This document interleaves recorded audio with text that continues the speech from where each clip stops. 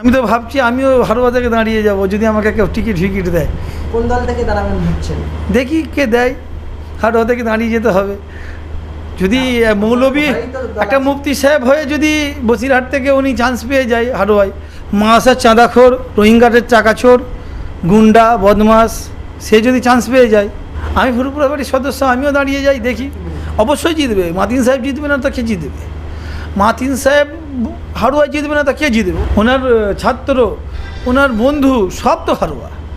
এমন শুধু নয়, ওনার যে মহিলা মাদ্রাসাতে সব ক্যান্ডিডেট সব তো হারোয়া। প্রত্যেকটা ছাত্রর বেশি অংশ ওখানকার ইমাম সাহেবগুলো এলাকার সব তো ওনার মাদ্রাসা থেকে পড়া। উনি জিতবে না তা কে জিতবে? মরেখিন জিতবে? যে মৌলবীদের মাদ্রাসা মসজিদ বা সমাজ সংস্কারের জন্য বা সমাজ সেবা ছেড়ে দিয়ে তারা হঠাৎ রাজনীতি দিয়ে আসছে, কারণ কি? এটাও কিন্তু একটা ভাববার বিষয় আছে। হারোয়ার মানুষ ভোটতে অবশ্যই জিতাবে, তবে আমি যতটুকু জানি হারোয়ার মানুষ কিন্তু ওনাকে চাইছে না। আমি যতটুকু শুনলাম, সোশ্যাল মিডিয়ায় দেখলাম, হারোয়ার মানুষ চাইছে। মৌলবী হয়ে যদি আমি রাজনীতিতে যাই, তো আমার তো ওখানে কাজটা কি?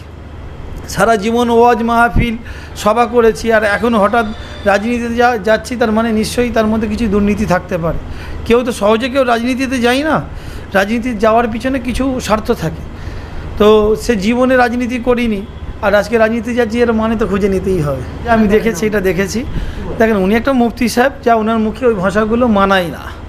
আমরা ফুরপুরা শরীফের বাড়ি থেকে বিলং করি, হুজুর ফ্যামিলি থেকে। আমরাও এমন সময় কোনো কথা বলতে চাই না, কিন্তু বেরিয়ে যায় স্লিপ অফ টাং। কিন্তু উনি বারবার সেটা একটা ওনাদের সংগঠন থেকে বা ওনাদের দল থেকে বারবার 21 থেকে কেন উনি প্রায় 3 দশক ধরে ওরকম ফুরপুরার বিরুদ্ধে সংগ্রাম করেছে।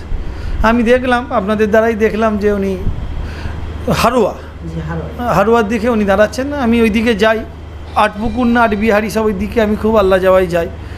তবে হারোয়ার মানুষ খুবই সচেতন, ওনারা খুবই ধৈর্যশীল এবং খুবই চিন্তাবিদ। ওনারা চিন্তা রেখেই কথা বলে, আর এবং ওনাদের মৎস্যর ওপর নির্ভরশীল। আমি যতটুকু জানি ওনারা মৎস্যর ওপর নির্ভরশীল। কোথায় কোন সময় কি জাল ফেললে কোন মাছ ওঠে তারা ভালো জানে।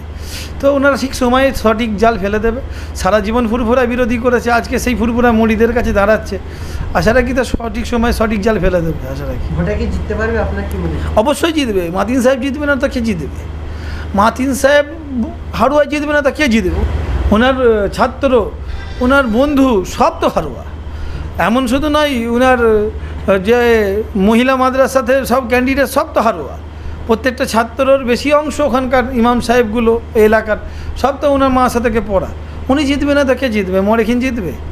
আমি তো ভাবছি আমিও হারোয়া থেকে দাঁড়িয়ে যাব যদি আমাকে কেউ টিকিট দেয়। কোন দল থেকে দাঁড়াবেন ভাবছেন? দেখি কে দেয়, হারোয়া থেকে দাঁড়িয়ে যেতে হবে।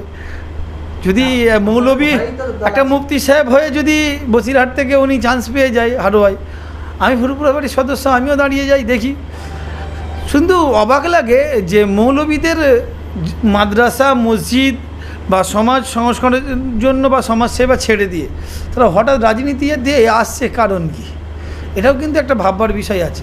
হারোয়ার মানুষ ভোটতে অবশ্যই জিতাবে, তবে আমি যতটুকু জানি হারোয়ার মানুষ কিন্তু ওনাকে চাইছে না। আমি যতটুকু শুনলাম, সোশ্যাল মিডিয়ায় দেখলাম, হারোয়ার মানুষ চাইছে না। তবে বর্তমান সময়ে ওখানে তো গোষ্ঠীদ্বন্দ্ব আছে, আশা রেখে জিতে যেতে পারে।